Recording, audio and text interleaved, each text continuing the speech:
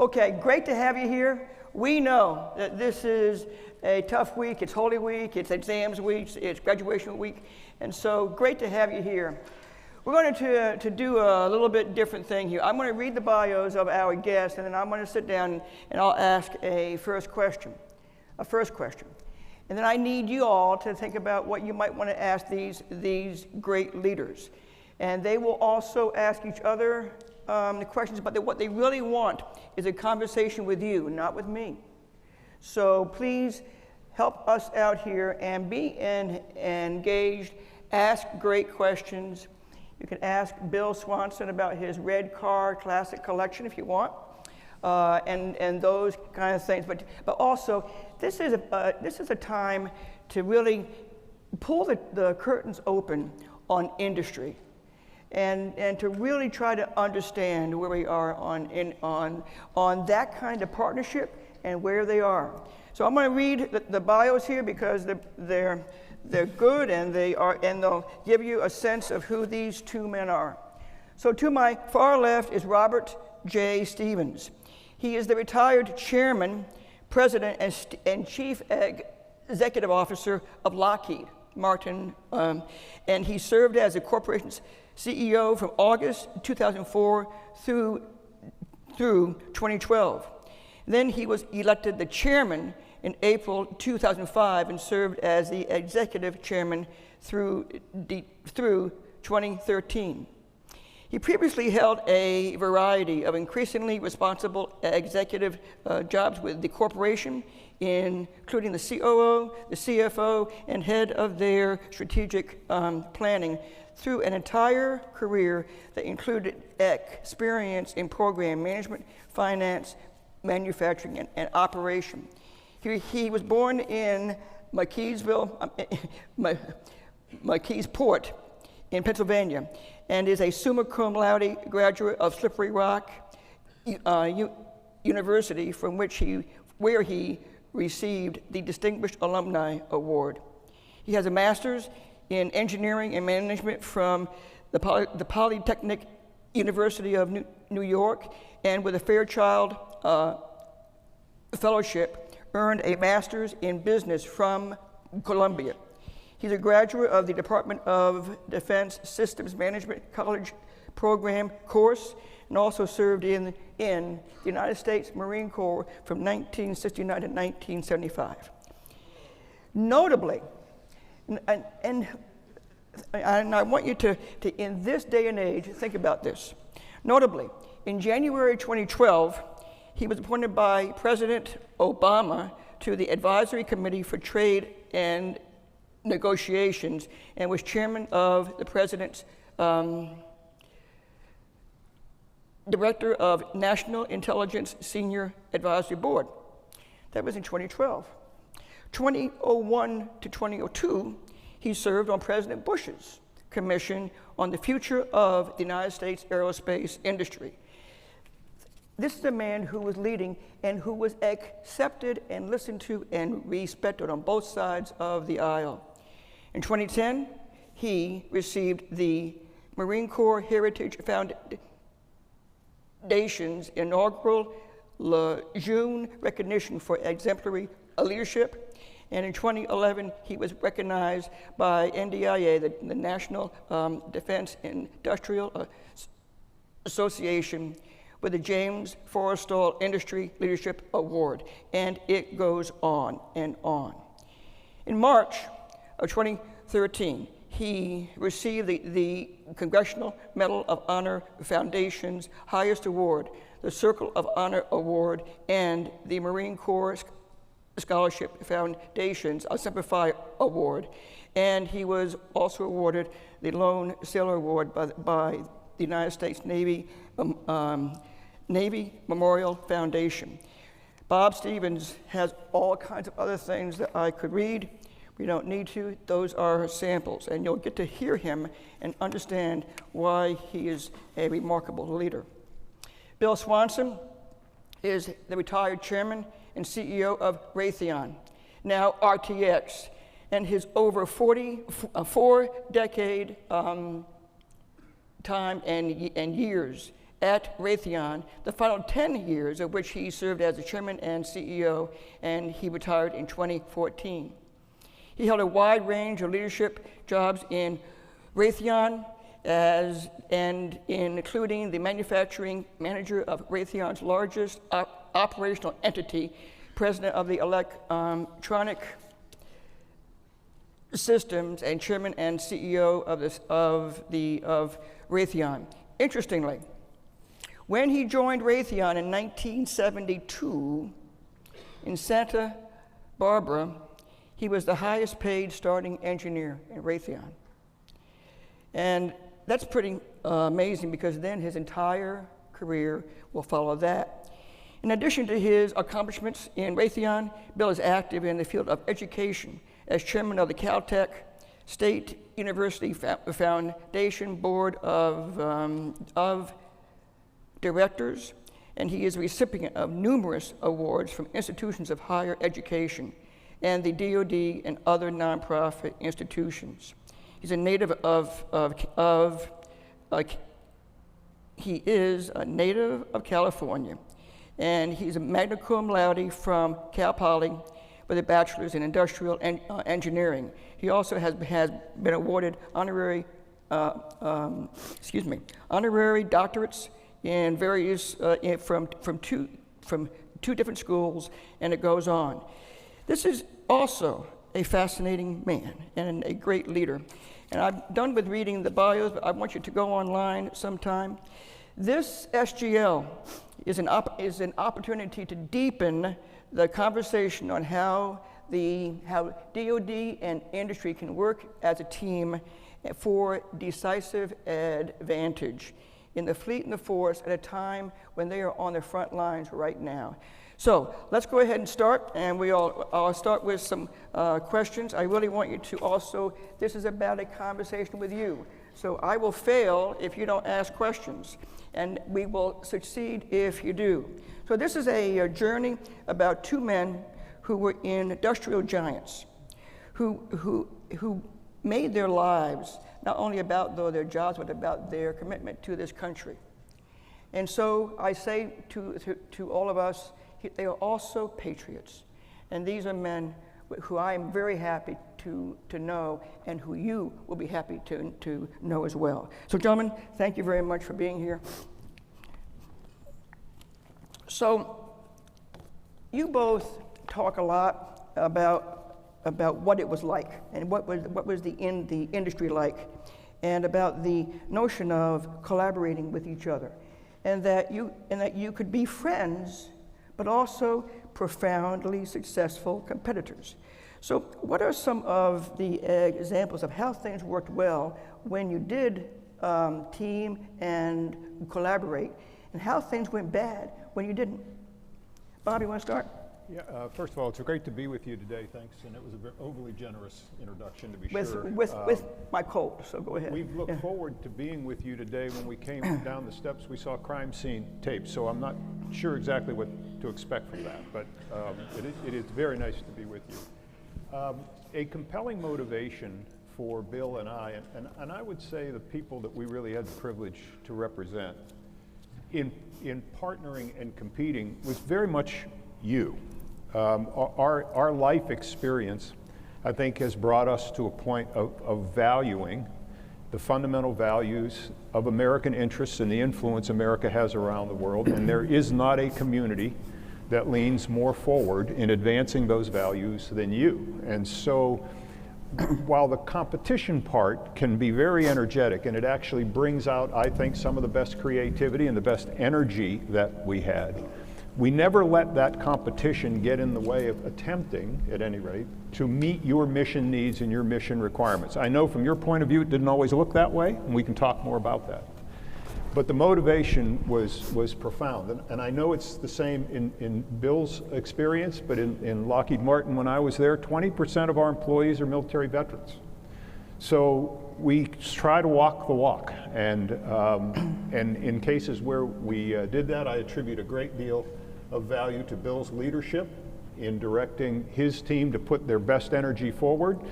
And I will say candidly, when if he prevailed in a competition, I would call it. and congratulate him and pledge any support that we had, and he would do the same in the alternative. And I think it's that kind of chemistry, but mostly it's a dedication to the missions that you all dedicate your lives to. So for you, it was as much about the courtesy of the industries and of the kinds of politeness and respect, no matter if you were in competition or not. He wasn't always polite. Oh, he wasn't always polite. I got that. That's because I won most of the time. When you go second, it's a lot easier. No, one thing I want to point out is Bob and I are friends. And even though we competed, we still respected each other and each other's companies.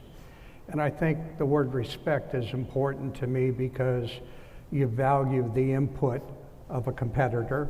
We called them competimates, was the term we used in our company. And the one thing I can say about Lockheed and Raytheon, when we teamed, we generally won every time, but we also put the best people on the team. I think part of that was I didn't want Bob to see any of our weaknesses, and I'm sure he didn't want us to see any of his. But the most important thing for both of us is what he pointed out was the mission. And that's what our primary responsibility was. And why we're here today, one of the reasons we're both here is we want to thank you for your service. You're in a tough time, tough environment, but we've got to get back to an environment where we trust each other and respect each other. And I think we had a lot of that during our time. So tough times, tough environment. That is how many people would describe today. What would be your thoughts and your recommendations for how we change that? My first one would be quit working on the margins. You got to think bold. You got to do things differently. Doing small things to expect big results doesn't work. So we used to have a saying, you etch a sketch, turn it upside down, shake it, get a clean screen, figure out your mission, figure out your processes, figure out your structure, then put the right people on it and go change it. But do it differently. Don't work on the edges, my opinion. If I can just take a minute with you and sort of scale it, and I'm sure you see this through a variety of perspectives, but I don't think that our nation and our friends and allies have faced as challenging a global security environment as we're facing today in over 100 years. And I know that's a big thing to say if you look at the 20th century with hot wars and proxy wars and a 50-year Cold War and recessions and depressions. But if you just run your hand over the surface of the issues that we're facing, the geopolitics of this moment are not favoring American interests. If you look at China, Russia, Iran, North Korea, they dominate the headlines. Their individual actions are not aligning with our interests. They're working cooperatively more than they have been before. That's not helpful to us. If that wasn't enough, there are another 190 countries beyond them, all of whom have aspirations and challenges that we're going to have to deal with in some form or fashion. It always strikes me as interesting, Admiral, that you really don't take threats away. So the portfolio of challenges that you face just gets bigger and bigger. We have increasing incidents now of sea piracy. The first reported case of sea piracy was in the 14th century, BC. So we've had 3,400 years to nail that, and we've not yet done it. If you think of evolutionary cycles and domains that are driven by technology, 80 years ago we didn't talk about nuclear weapons. 60 years ago we didn't really talk about space as an operational domain. 40 years ago we didn't talk about cybersecurity. 20 years ago with the internet we didn't talk about whether social media could be weaponized with information operations.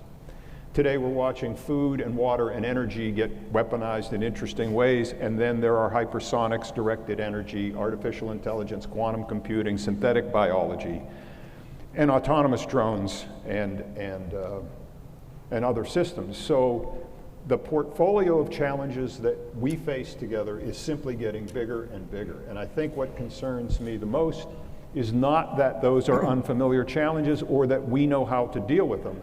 It's our national capacity to recognize and respond to the adaptive qualities that we need to meet those tests. And I think that undergirds what Bill was describing. it feels to us like this is a time to take more risk, to accelerate our tempo, to reframe our expectations of national leadership at the presidential level, at the executive branch, and the congressional level, to examine whether the industrial base today actually has the capability and capacity to meet these emerging qualities and needs, and whether we have a society that can actually focus on priorities that are generally centrist and put their full-throated support to those initiatives and help steer the nation through these challenges. So it's a very, very demanding time, and we intend to do all we can do to see if we can bring some clarity to that. So I remember dinner. Yeah, Bob, go ahead. Sure. Bob touched on a big point, which was risk. And I think that's what Thinking Bold is all about. Because if you don't take risks, then it's mediocrity. And I think we've got in a mode where we play now not to lose rather than playing to win. And it's our hope that all of you have the opportunity to start playing to win rather than playing not to lose. You got to take some risk. So they are saying, well, fine, that's fine, but do I matter right now to that risk? How would you define what risk is for them versus what you were looking at as a CEO of a big corporation? Yeah, well, it's a fabulous question, and I think risk has these exquisitely defined layers. I personally think it's very difficult for you all to advance, let me say, a highly risk-assertive posture if you don't have leadership in the domains in which you work that is going to tolerate that risk. So I think it's really very hard for you all to break China.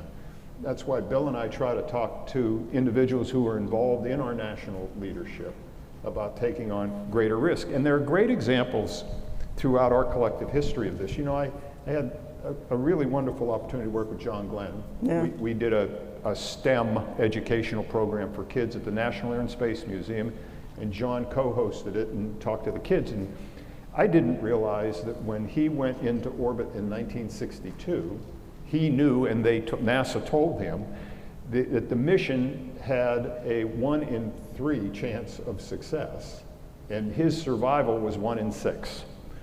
And they said, you know, it's really important, it's a national imperative, and we're gonna go do it. And I'm sort of now trying to scale the environment we're all in today.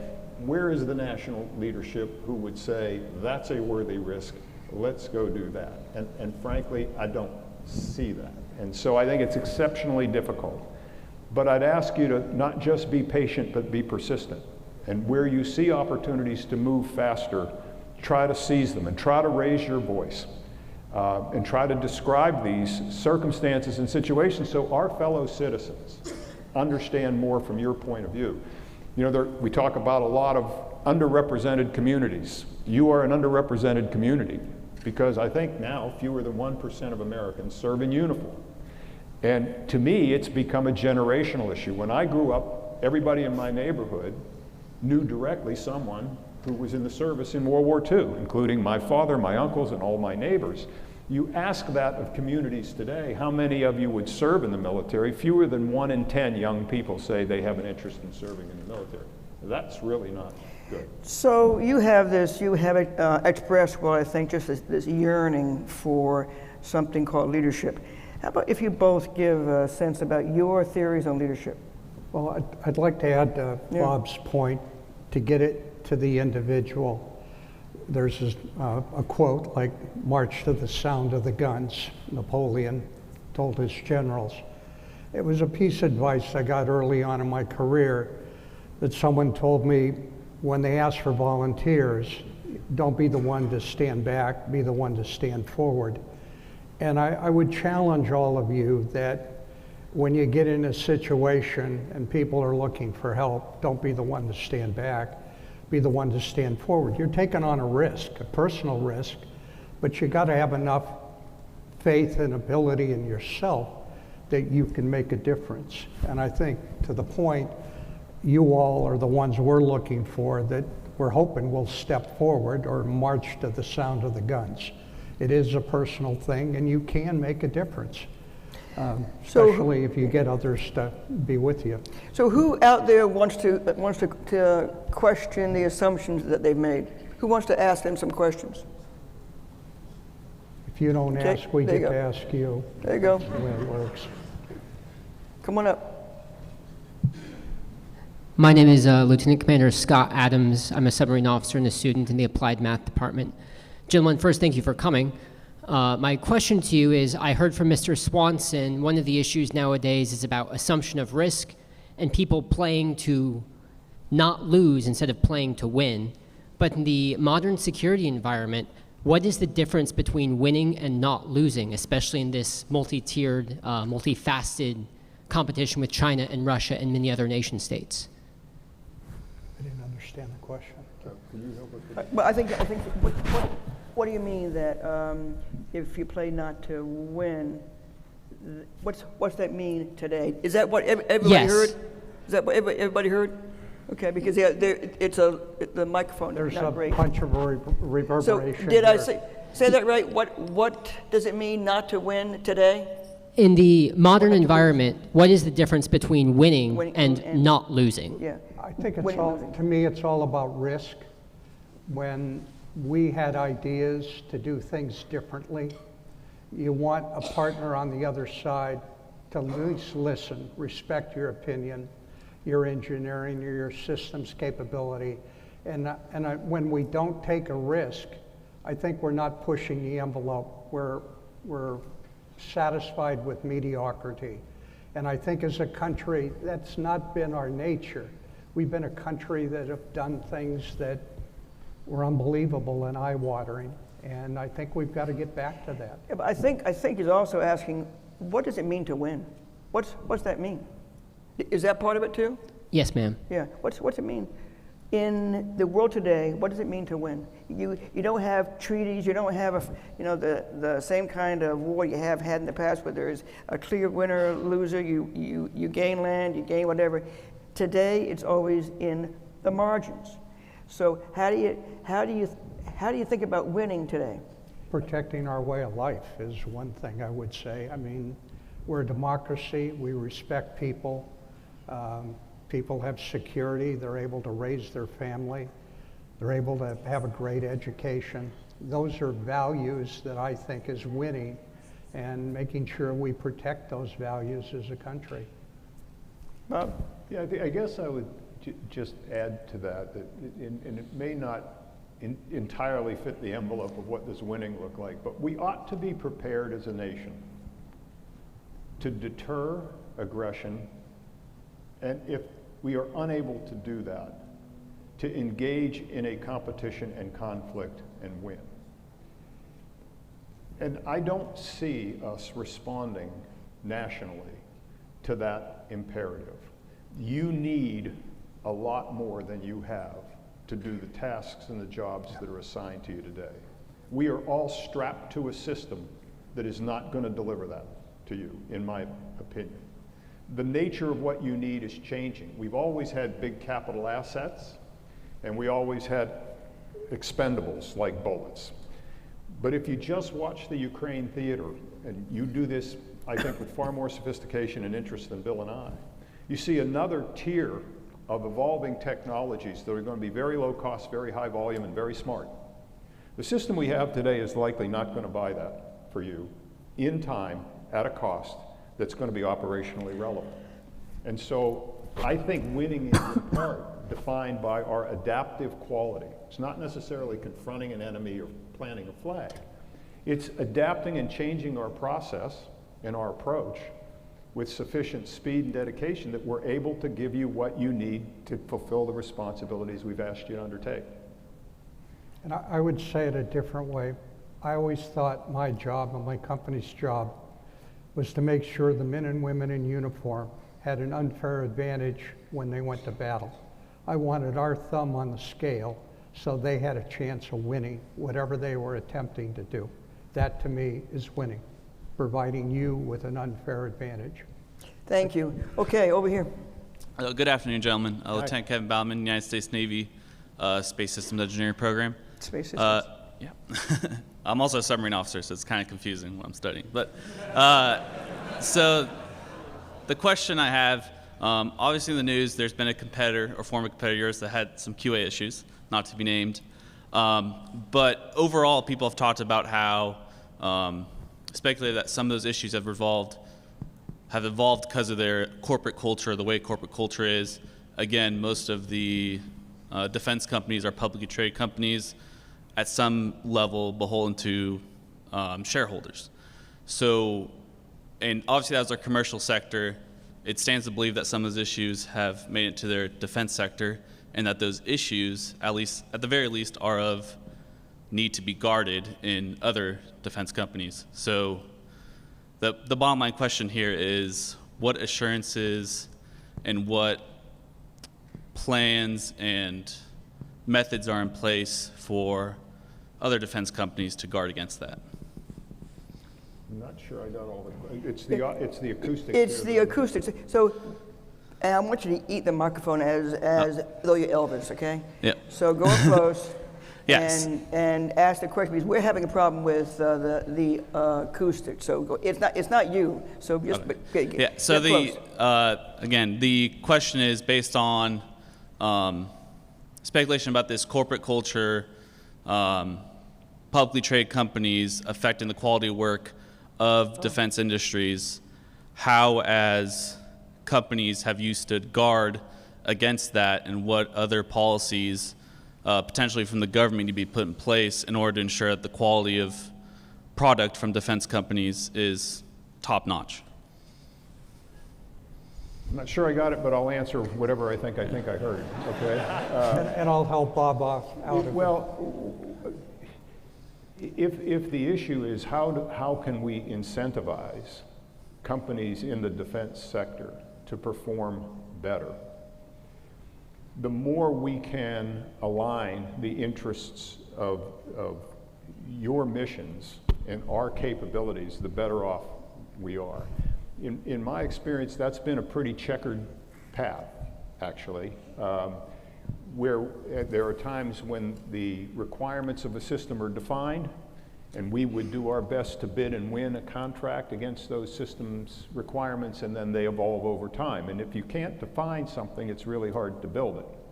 You know, I am the person mostly responsible for bringing forward at least our version of the littoral combat ship. I could talk to you for a long time about the sporty nature of trying to meet mission requirements on that ship. So to the extent we can do that, there is a much higher probability of success when those things happen. But for example, and I really applaud, recent initiatives have talked about maybe we can streamline the PPBE system, and I think there is now an industrial-based strategy, national industrial-based strategy. Those are great ideas, and I really applaud them. And in the industrial-based strategy that I read, it said, and this is to assure that industry now has a clear demand signal from DoD. Industry does not get a demand signal from DoD. And I'm not criticizing the report, but you don't really get a demand signal unless you attach funding to the program requirement. You live in one of the strangest worlds we have ever seen in global commerce. And that is because you're responsible for the operational mission area, and you're responsible for the strategic execution, and you have no responsibility or influence over how much money you have to get that done or when you get that money. And what business does, like it or not, is look at how do you match the operational imperative, the strategic aim, and the funding that gets things done. Without that funding, you're not going to find business, whether it's traditional defense industrial base or commercial sector, rallying to support a well-framed initiative unless that initiative has all those parts to it. And getting that alignment, as you all know probably better than Bill and I, is really difficult. We're halfway through the fiscal year, and we just got defense funded for the year of execution. For the last 47 years, you think of this for a second, I'm sorry to go on, but this is critical to me. A cardinal responsibility of the Congress of the United States, embedded in the Constitution, is funding. There are 535 members, there are 10,000 staffers. Your fiscal year starts 1 October every year. There are 12 appropriations bills. How many times in the last 47 years do you think there have been 12 bills in place by 1 October? Yeah, 8% of the time. If the Congress is the board of directors of the United States, and that was our board of directors, they would not be on our board anymore. You cannot achieve 8% of your critical imperative responsibility and be in that governing position. So when I say I think this system is really not functioning well for you or us, and that's how I define success, I want to see that changed. I don't see there's any structural impediment from having 12 bills in place by 1 October. I know that's not exactly your question, but that's my answer. I'd like to take it. I'd like to take a stab at your question. That as a CEO, my responsibility was to make sure we delivered systems that worked. And back in my early days as a plant manager, I would bring in the users of our equipment, whether it be Patriot, AMRAAM, you name the system. And I wanted our employees to see the faces of the users, and I wanted the users to see the faces of the makers. We called it a user-maker ceremony.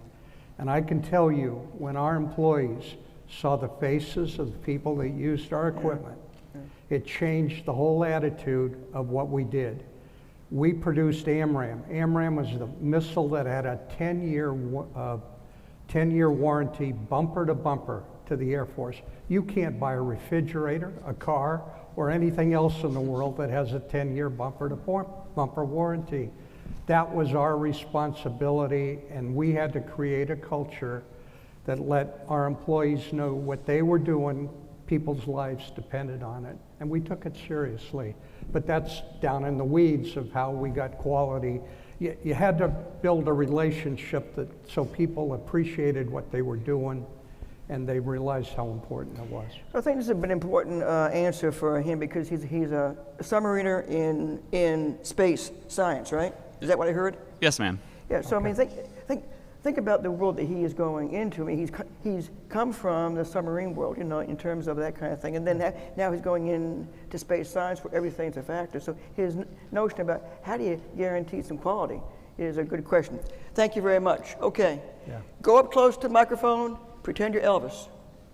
Can I just give it a try without the microphone? Sure. That'd be a wow. good idea. All right. So Top of the class. Come on, sit up here with us. Come on. Gentlemen, my name is Lieutenant Mike Tisdall. I'm a surface warfare officer. Can everybody in back here? Okay, great. Go. That's that deck plate present, sir.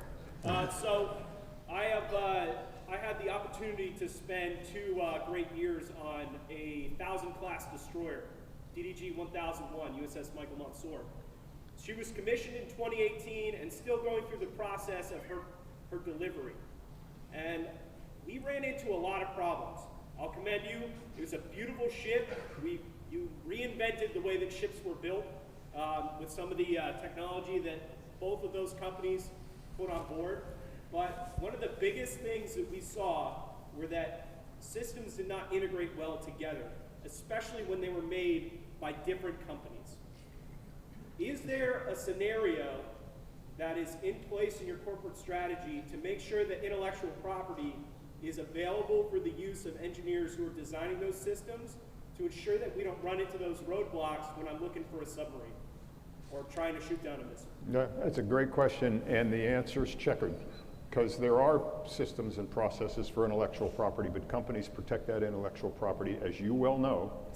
Yes, yeah, this is not going to be a satisfying answer, but Bill and I and others in companies like ours are, among other things, fiduciaries.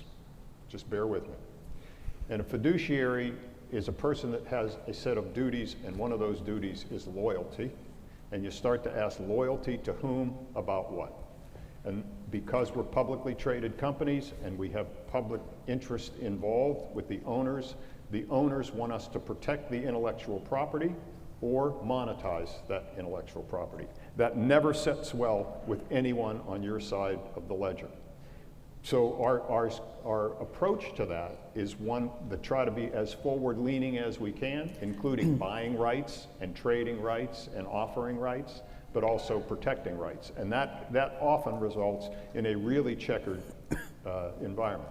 We have had circumstances where everybody wants commercially available product. You go into a commercially available product supplier and you say, I just need a little bit of the source code. Good luck. Because they are never, ever going to give me the source code, ever.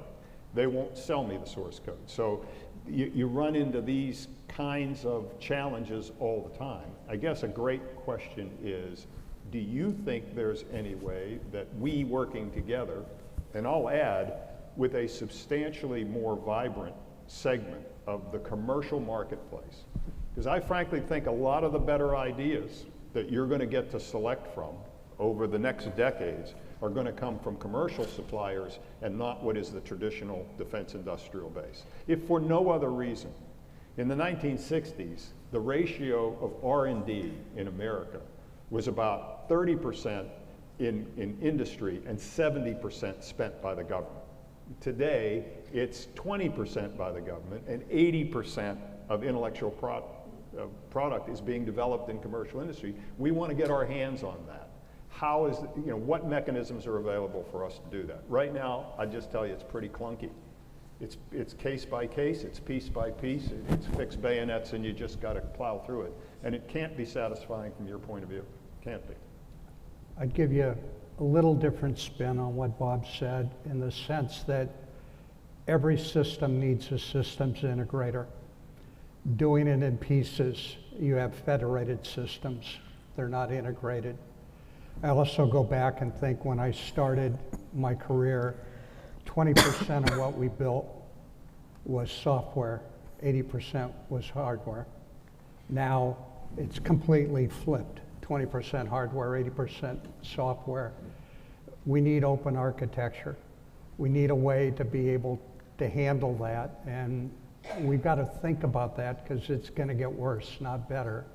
But I'm a systems engineer by training, and I really believe if somebody understands that system, they can help you do their job. And we don't think that way. We kind of think in terms of platforms, not systems. Thank you very much, gentlemen. Thanks for the question. Okay, Thanks for using the mic. they're getting closer to you. I like it. You can get close, but not that close. This is really called, this is learn by doing at its best. Good afternoon, gentlemen. Appreciate you joining us. Lieutenant Nate Twido, Cyber Systems and Operations. My question is, you alluded to changes structurally that are needed in the defense industrial base to address current adaptive problems. How would you restructure or change the industrial base to address those problems? And given the ballooning federal debt, do you foresee budget cuts in the future where the industrial base will have to do more with less? Yeah, I'll try that.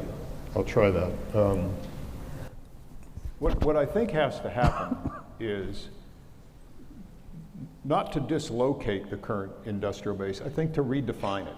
And sort of if you look back in history, you see pretty big evolutions of the size and shape and content of what was in the defense industrial base. And then it morphs out over time and it reshapes. I mean, we've had the peace dividend. I mean, why do we look the way we look today? Because we had the peace dividend after the fall of the Berlin Wall in '89 and the dissolution of the Soviet Union in 1991. So by 1993, we didn't need all this structure. Bill and I were people who actually did the consolidation of that industry with a lot of challenges involved in that consolidation. But what I see happening now isn't just a need to deconsolidate or restructure the industry that exists. It is that the products and capabilities that I think are going to be most useful to you in that toolkit to handle that big portfolio of challenges is a bigger portfolio of tools. A lot of tools of which I would think the traditional defense industrial base is not properly capitalized to produce. We build a few exquisite, really big things that cost a lot, take a long time, and then they're very hard to integrate. Right? But I think what's going to be needed are capabilities that use AI, that use quantum computing, that use advanced networks, the cost of which is measured in thousands, not bazillions, right? And that are truly attritable. Not attritable in some uses of the word, but You try to get it back, you try to use it again, and if you can't, you move on. I don't think the structure of the industry that I've participated in for 4 decades is the industry that is today postured to do that. You mentioned debt. Of the greater concerns that I have, I mean, and I say this with great sincerity, it ain't you, because I don't think we've seen a diminution of intrepidity or capability on your part. As a matter of fact, probably the opposite of that. But we need leadership at a national level that understands these challenges and can motivate our citizens toward the center to take action. We have a $7.3 trillion budget and a flat defense budget. In today's environment, makes no sense to me whatsoever. As a citizen, I'm not talking about industry making a buck. It doesn't make sense to me. The debt is $34 trillion, our GDP is $23 trillion, and the debt is growing much faster than the GDP. You gotta monetize that $34 trillion. I mean, I'm a recovering CFO. You can't take on that much leverage. You can't do it. The interest expense this projected in 2025 is $870 billion. Your defense budget is looking at about $850 billion. That is a blinking red signal on the dashboard. You're going to be fiscally constrained unless we figure out alternative ways to do this, and it's going to take leadership in the White House, the executive branch, and the Congress, as well as the ability of the American people to come together, which are huge challenges today in my judgment. So I can foresee a way to start to improve upon these objectives, but a lot of work needs to be done to begin to reshape the system that allows that to happen. I guess I would add one point to what Bob just said is I think the industry we came out of is going to have to become more specialized. Not everybody can sell a commercial missile. A lot of us would like to buy some sometime, but there's not a market for them, so we have one customer. We got to make sure when we take on that role, we're doing the best we can and we're innovating because it keeps changing. But our industry can't be a one-stop shopping. So there's going to be some consolidation, and I think the commercial side is going to have to pick it up, but they're also going to have to change the way they do things. They can't provide you a product that downloads a week from now some software update that's never been tested. And so that's part of the dilemma that we've got to work out. But I truly believe one of the things, if I was in charge of DOD, I would figure out what I'm going to buy. And I would buy those out of companies that have the processes and the people and the makeup to be able to do that. If I add just Sure. There is this issue. So I do applaud the folks involved in this PPBE analysis and recommendations. But both Bill and I have, over the years, tried to solicit greater participation from commercial businesses.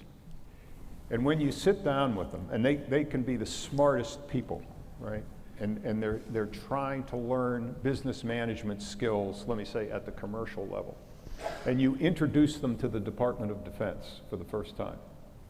And you tell them you have to become now reasonably facile with the Federal Acquisition Regulation, 2,500 pages. And the defense supplement to that, 1,300 pages. And then we'll introduce you to DCMA, 14,000 employees, DCAA, and they start to get test patterns in their eyes because they don't understand what we're talking about. And their businesses aren't structured with elements of cost that allow them to navigate those regulations that are imposed with the force of law. So you kind of get what you get, and I don't mean that disrespectfully. If we want more players into this market, more vitality, more ideas, I think we're going to have to lower those thresholds, and I think that's in part what we talked about, risk. You got to let more people in, and yeah, there are probably going to be some problems, but I think the magnitude of the problems will be much less than the value that can be mined by having more participants in this marketplace.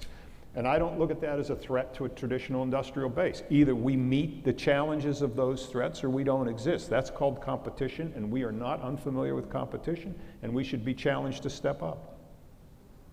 Thank you very much. Great. Okay. Good Do you afternoon. have a good command voice? Yes. Good afternoon, gentlemen. I'm Lieutenant Shen. I'm Lieutenant Peter Shen. I am an engineering duty officer, and my job is to acquire the Navy's capabilities.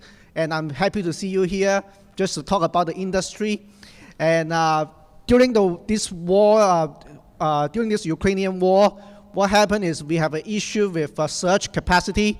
And so I want to ask you, without going artificially raise the price of defense acquisition, how do you convince your shareholders to maintain a surge capacity for your product line? We don't. Well, we don't. I mean, I'm not going to put any fuzz on this. There's a bargain that we all strike together.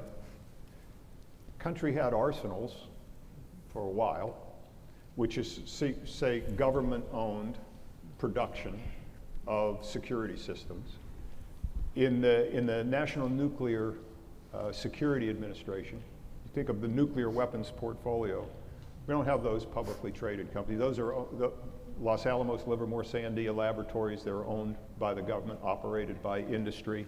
The production facilities at Pantex and so forth are owned. So there is a model, very high consequence product, can't sell them commercially, buy them in few numbers. We have a way to kind of manage that.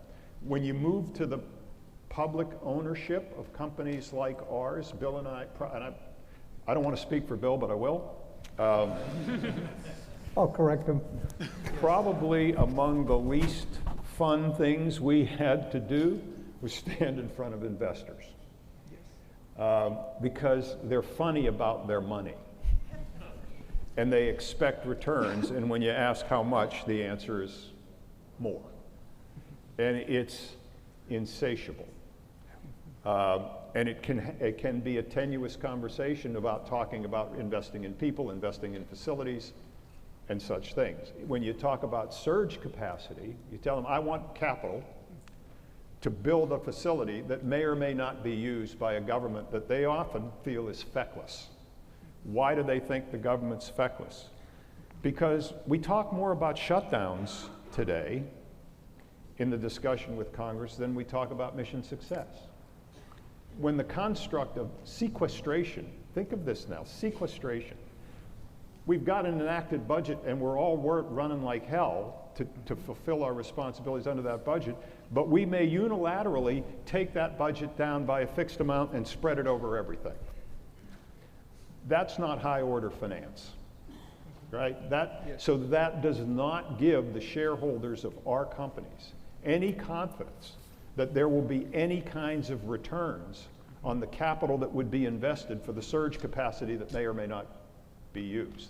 And that's the dilemma that we face every day of our business lives. Yeah. The stock market is not a weighing machine. It's a voting machine. So if there was some real sense to it, you could probably predict it a little bit better. But it's really hard, as Bob would say. Your shareholders are looking for a return. It's either their 401k, their pension. So we have an obligation to try and balance both of them together. And let me offer you, I mean, because we do want to be very candid, and maybe this offer a little bit of insight, at least from our perspective, and we're really hungry to hear insight from your perspective. During sequestration,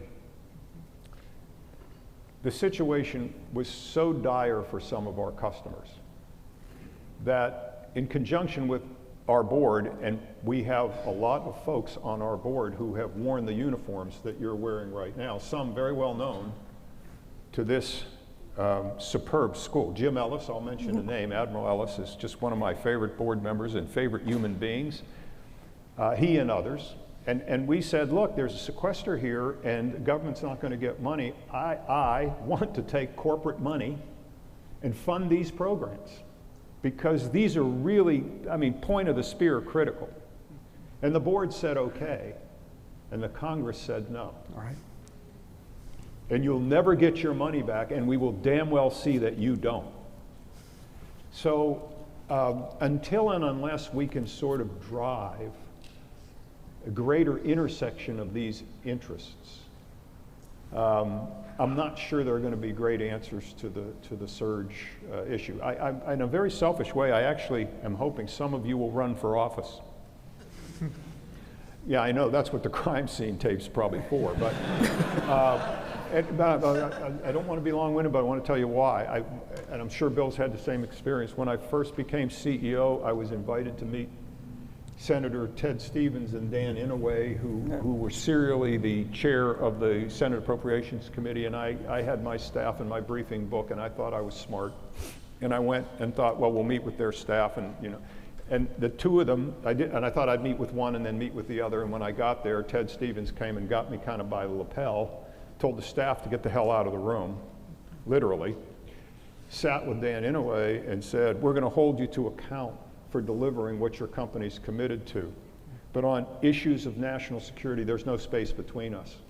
Because Dan was a soldier in the 442nd Regimental Combat Team and a recipient of the Medal of Honor, and I flew over the hump in World War II. And that tattooed in me this clear-eyed sense that the military veterans who were in Congress, and it wasn't just those two gentlemen, had a solidarity from their experience and put the national interest above politics. And were dedicated to getting things done. And I've watched that degrade over years until today. I think it's, at least, I'm a little bit distant from it now, but it doesn't feel like it's maybe there almost at all. And I think a reestablishment of that kind of community would very much help focus to the center, where the country's always got its very best work from the center that requires compromise. The Constitution is an illustration of compromise, right? It's what we ought to be doing, and we don't do much anymore. And I would add one story to Bob that's near and dear to my heart. During Desert Storm, we didn't have enough Patriots, and they wanted the new variant, the GEM 2. And the Army came and said, we need these. We don't have a contract. We need 500 of them by January. That's when the balloon's going up. We went to the Hill. We had same senators and others say we would be covered. I spent $50 million of Raytheon's money on a handshake. Today, I can tell you, I don't think any of us would ever do that again. So we've lost that trust, that communication, that we had to be able to do things in national interests. We need to get that back. That was a risk on our part, on the leaders in Congress' part, on the Army's part. It's our hope someday that it comes back again, because we sure need it. Thank you. Thank you. Okay, go ahead. Good afternoon, gentlemen. First time to DUBOS, Marines, and aircraft maintenance officer. I'm studying electrical engineering. I'm going to ask the question first and then provide the context. The question is, who is going to or who should be fixing the F-35s? That's my specific question, and the context targets back a couple of questions to the intellectual property piece. When, who can do what, and how. It gets a little bit sticky when there are maintainers waiting to fix jets and they can't until the engineer comes with blueprints. This is something that, in my limited experience, I've only seen on the F-35. But how do you think it should be done so that if we had to go to war tomorrow, we could have enough of the right people with the right knowledge fixing it? Yeah, I'm not that current on, but I understand your question, and I'm just not that current on the current blocks and why they aren't getting, but the accountability rests with the company, in my opinion, and I'm not trying to lay that off on the current CEO. His name is Jim Takelet. I will give you his cell phone number before I leave. But I do think it's a company responsibility. What I have seen, and I've seen it on the F-35 because it's been around long enough, were evolving concepts of maintenance from the early days in which this proposal was formed and bid as to who was going to do what. including things like total system performance responsibility, who has the warranties, who gets the intellectual property, who actually does the system support. Is it going to be contractor done? Is it going to be government done? Is it going to be a hybrid? Let me just take a detour for a second. When I first joined Lockheed, I was working for a company called Loral, and that company was bought by Lockheed, and because my background was building airplanes, I was asked to go look at the F-35 just as a fresh eyes person, and sat with the team, and they described a program that was built for export, 9 international partners to start, 3 versions of the airplane, 3 services in the United States, very low observable airframe, all supersonic. 1 lands on a carrier, 1 has to hover. What could go wrong, right? I mean, it's taking, who's done that before? Never. Why? For damn good reason, right? It is in the really, really hard pile. So getting all that sorted out, who's going to do maintenance for what jet where, is a hugely complex problem. When the government changes and I've had this wonderful discussion about, well, it's not requirements with a big R, it's requirements with a little r. Frankly, that doesn't have much weight from people in my seat, because once you start changing how you might want to do something, it has real reverberation through that system. But the short answer is, it's the company's got to figure this out. And they got to lean forward. And in figuring that out, if there are things that I think you have to do, I'm going to ask you to do it.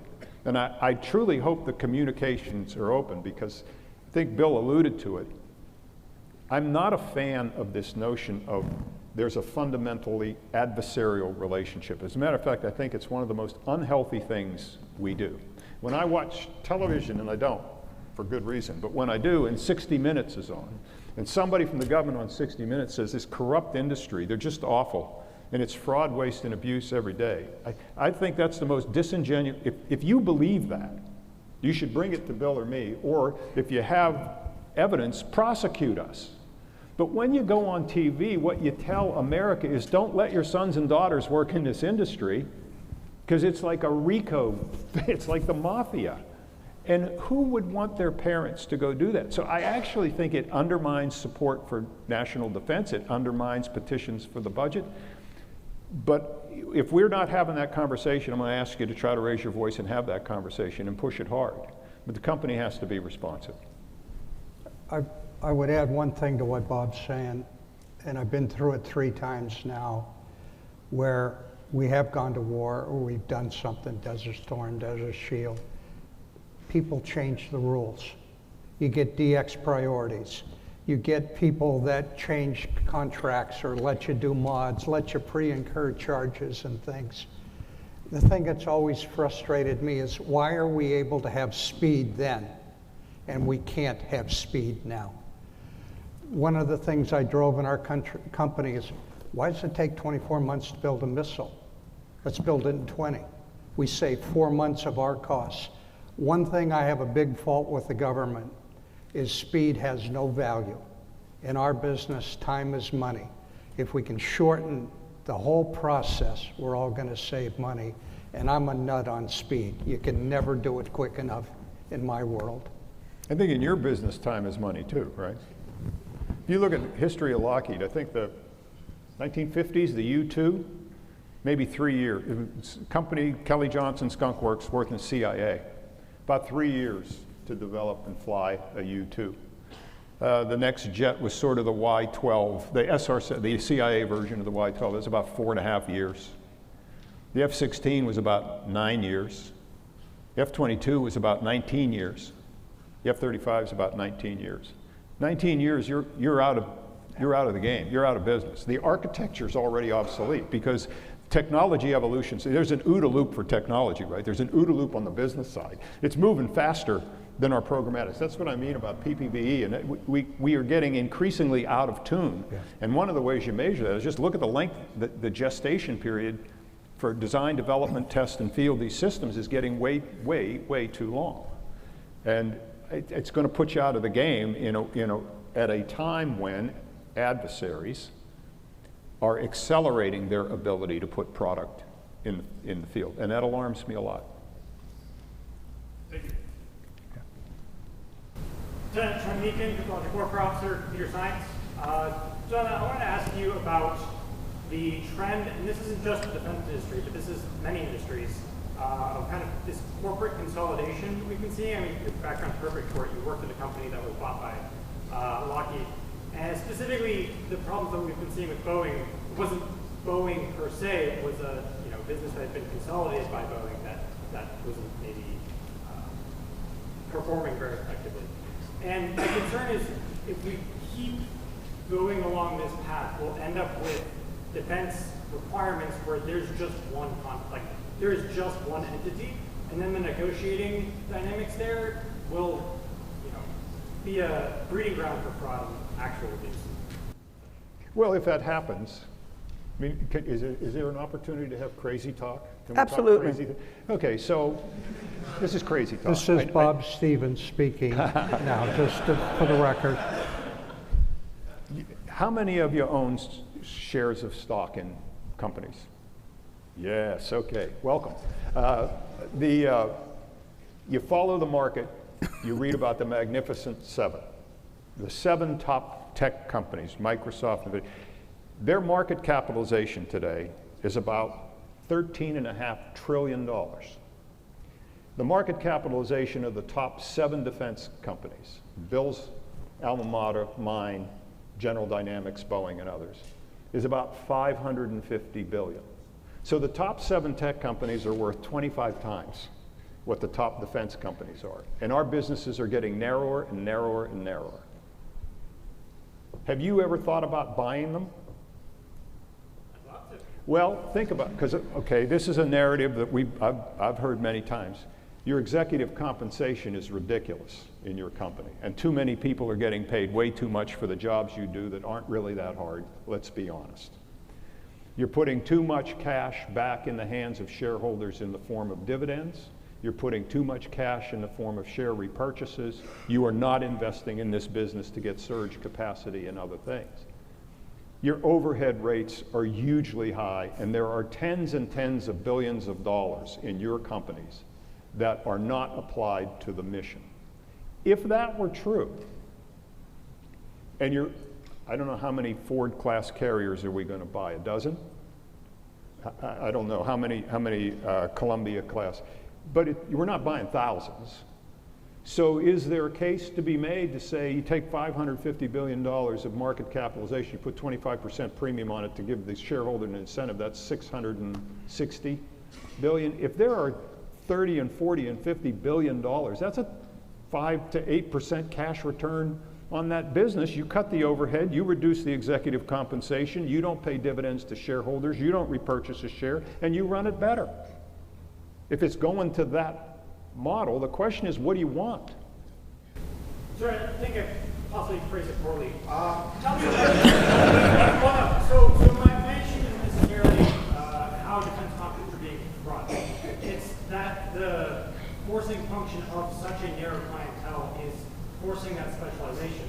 And I am worried, because I know it's a consideration during the LCS acquisitions program, that if 2 contractors are competing, the one that doesn't get the contract is out such a large volume of R&D that they fail. And so we end up in this situation where we have these companies that can't be allowed to fail, and then that causes issues with the kind of market efficiency forces that we rely on the industry to have. That was the problem. I guess I'd answer in a little different way, in the sense that the government has total visibility into every cost element in my business. So part of what the government's got to be able to do and a company's got to be able to do is have a should cost and have a good discussion of what something really costs to go do that. And oh, by the way, does the company have built-in productivity, 3% to 6% on a yearly basis? There's a lot of levers the government has, trust me in this. And I had sole source business, but I tried to make sure that I could offer to our customers, whatever service there was, that we were showing them we were doing that as low as we possibly could with the funding we had. Now the other thing is give me a 3-year buy. I'll go invest, I'll buy equipment, I'll go do something. But when I get a yearly buy and that's throttled and I don't know how much I'm going to have, then I got to be very prudent in the way I go do it. So it's a tough problem, but the more visibility a leader of a company has into that business and a contract for quantity that you can buy material early is great, but you can't do that in today's world. The rules have gotten so onerous. And I'm back to my other point. When's the last time all of us have looked at a policy and said, wait a second, it's out of date. Let's figure out how to write that policy different with the tools we have. In my company, every 3 to 5 years, every policy had to be reviewed, had to be streamlined, or we had to sunset it. That's the only way you can kill some of these old things, and I've yet to see the government sunset a policy. Just doesn't happen. But you all have a chance to look at it differently, realizing what the impact is to people trying to do a job. And by the way, I told Bill that idea of buying the industry was crazy. It was his idea, not. So, Bob, you mentioned AI, and the White House and the EU and everybody in the free world is talking about trying to limit AI, and yet it is so essential now to the development of new kinds of realities, technologies, and capability. What do you do with AI in this new environment, which is completely enveloping, is enveloped by AI? You know, I just see there are so obviously advantages to having just the analytical speed. So, you know, we kind of wrung out Moore's law. You can't make chipsets smaller and smaller. So that's why you see so much capital investment going into server farms to power the algorithms in AI and take huge data repositories and analyze them quickly. And I think that's a huge advantage for us with respect to our security. So I see the muscularity there. But I very honestly ask myself the question, if you all are to have access just to that kind of analytical capability, are you going to get that from Lockheed Martin? Are you going to get that from Boeing today or General Dynamics? And my honest answer to that is no, you are not. That our companies are not at the forefront, that cutting edge of helping to tailor those capabilities that give you an enormous leveraged advantage in looking at this complicated security environment. Yeah, but how do you get there? Yeah, but how do you look at fear and risk? So, NPS is one of the few higher education institutions that has taken the whole notion of generative AI, and said, we're going to try to leverage this, to understand it, to educate it, and to use it. Most higher education institutions are banning, the whole notion of that. How do you talk about fear and risk? Because there's fear that will drive that kind of legislation or the policy from the EU or the White House. And how do you have a national sense of risk that this is a voyage, an exploration? The only method that comes to mind is, and I guess I've seen it illustrated over lots of years by people who I regard as effective national leaders. You've got to talk about the merits and not be unrealistic about the risks. But I think put the risks in the kind of perspective that also says there are these advantages and these values, and if we put these guardrails in place, we can try to mitigate the downside and exploit the upside. But honestly, don't hear that conversation very much. I hear what I think you hear, which is, oh God, the robots are going to kill us all once AI goes on the loose. And I think that's not necessarily the predetermined outcome, but you don't really hear a narrative. And I feel we have a very significant deficit in leadership today that talks coherently to the public about the advantages of those systems or the realistic appraisal of that risk. Okay, I know that it is a week of stress for the students here. I'd like to have you both give kind of your own view about where we are strategically, culturally in America, whatever you want to talk about. Wait, we have an answer. I mean, we have a question. So I'll wait until we do that. Could I add one thing to Bob's? Sure, of course. I think one of the things I worry about today is we have too many gatekeepers. There's too many people that can say no and not enough people that can say yes. So when I look at AI, I think we need to be able to have a fast lane for it that allows it to travel as fast as it possibly can, but as Bob said, have the safeguards on it. It always reminds me of a story back in 2004. CEO, the Red Sox, the Bambino was gone. We won the World Series. And there were a bunch of service people over in the theater, and I wanted to send them the Boston Globe that had the insert in with the Red Sox winning the World Series. Called for permission, and DOD told me I could not send the Boston Globe, thousands of copies over in theater, because it had advertisements in it. And that was against the rules in the building. I called, tried to find a lawyer that could help me in this thing, and finally got a hold of somebody and said, well, what if I pull out everything except the supplement that's in there for the Red Sox in the World Series? That was acceptable. What it taught me is there's always somebody gonna say no. I had to find somebody that could help me say yes so I could go get the job done. So in regards to AI, I would tell you full steam ahead, just have some guardrails to make sure we know where we're going. But let's get rid of all the gatekeepers that keep telling us no. There's gotta be a way to do what we gotta do. Sorry. Hello, Lieutenant Dortch, Surface Warfare, studying finance management. You guys mentioned it a couple of times. I want to make sure that I leave here with a succinct understanding of what you think is the best way to encourage a competitive market when it comes to the production for these various DoD sources. Help me, I'm sorry, I didn't hear you. Can you come? Yeah. I'm terribly sorry. So I was saying, what do you think the best way is to encourage a competitive market? You said that we need to increase the amount of competition for these different producers. Yeah. What's the best way of going about doing that? I just want to make sure that I have a good understanding, because you mentioned it a couple of times. Yeah, yeah. I feel I don't fully understand. Yeah, well, so could you repeat the question for the... Yeah, I think, how do you encourage competition in an industrial base that broadens it from where it is today? And you had us at hello. I mean, we're your guys. I mean, you might not like that, but we're in. Lockheed Martin's been around over 100 years, right? So we're in. I don't honestly believe you're going to attract a broad segment of commercial companies unless you take down the bureaucracy that's associated with trying to do business with the Pentagon. And that is, I mentioned the FAR, all those security clearance process, export.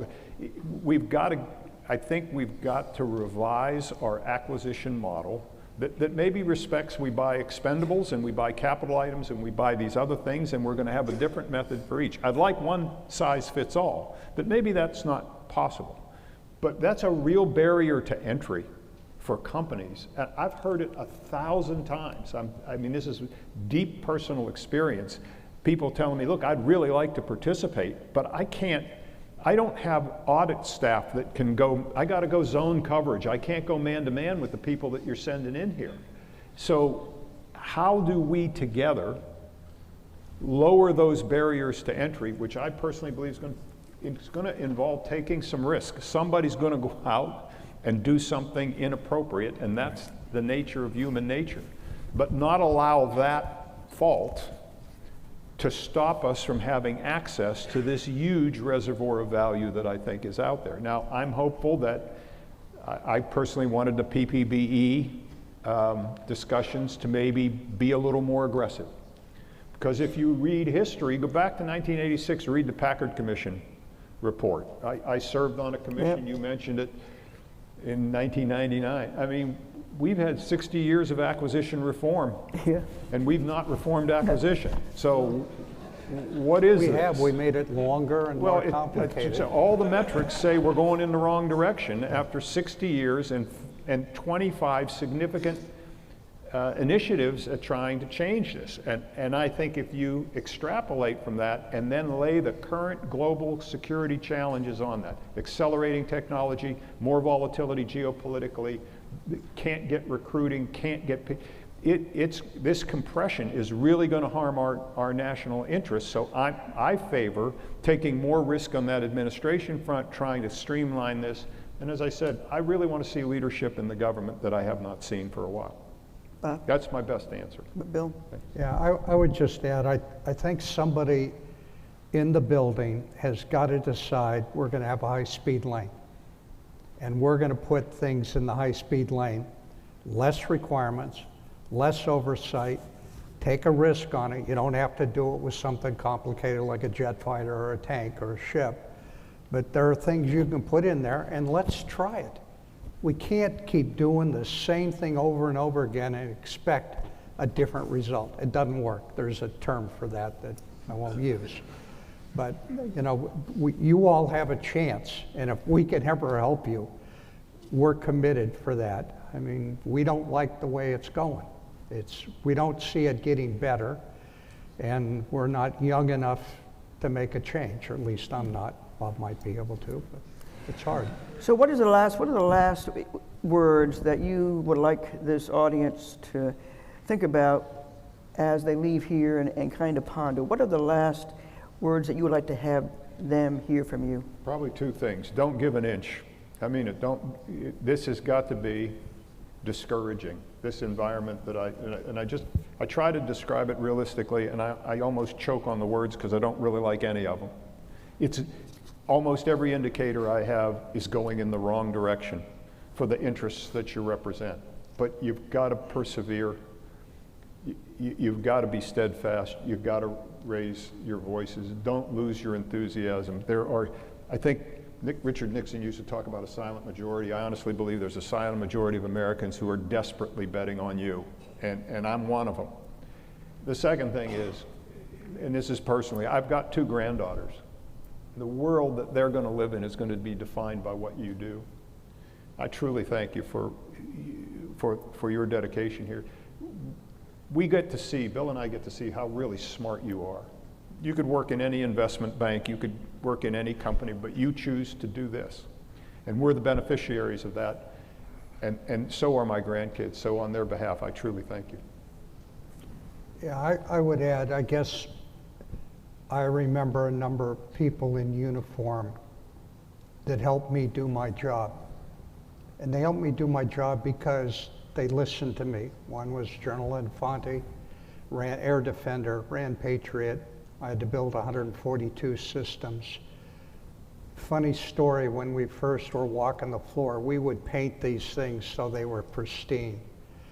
Inspectors would come out, look them over and over again, take weeks to get everything right.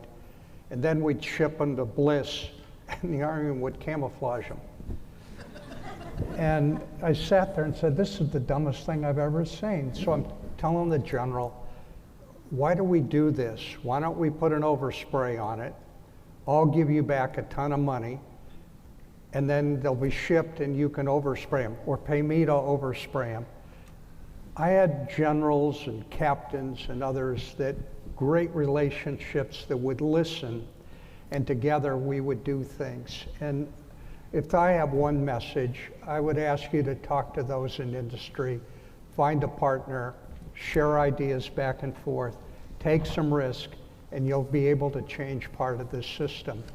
I'm indebted to those people for the rest of my life. Vern Clark, CNO, others. We can go through a list of people that helped us be better in our industry because they respected us and we respected them, and the communication was there. So. Okay, one-off question, then we're going to close this up with a gift. Yeah. Bob, you have a house in Wyoming where you spend your summertime. Yes. Do you like to fly fish or hunt or hike or what? I'm not a hunter. I like fly fishing. I think the fish like my fly fishing because I'm not very good at it. And hiking. I live in the shadow of the Teton Range, and the hiking is exceptional. And if you do something in your lives that is recreational, try to get out to that part of the earth if you've not been there, Wyoming, Montana. I mean, it's just spectacularly gorgeous. I think it helps reconstituting part of your soul, but come back to work and do what you've been doing.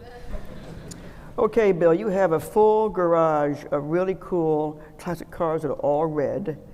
They are Ferraris and Porsches and Mercedes and Fords. So, Ford or Ferrari? Well, I was saying that when you get in the, actually have a 1965 GT40 that if you know the movie Ford versus Ferrari, you know the car. So it raced in Le Mans. And of course, I have some of the new Ferraris, and I basically describe it, when you ride in the GT40 Ford, you want to get out and punch somebody. When you get in the Ferrari and drive it, you want to get out and hug somebody. So that's kind of the difference in the two cars. Wow. So that's the best way I can describe it. And the reason they're all red is kind of an interesting story. I'm a mechanical engineer by training, and when you look at cars, you see a gold one, silver one, black one, whatever. We're kind of trained, or our eyes go to color. But if every car is red, you don't differentiate color. You start to look at a 356 Porsche, a Carrera GT, or a 918, and you see that the Porsche designers carried that line through the entire heritage of 40 or 50 years. And so part of it for me, it's mechanical art, but one you hug, the other you punch, is the way I describe. Well, you both have homes here in California also, and so we want to give you a gift on behalf of NPS of the Lone Cypress. Thank you. Wow. Okay, Thank you. there you go. Lone Cypress. Thank you very much, It's a gentlemen. wonderful, oh, thank you.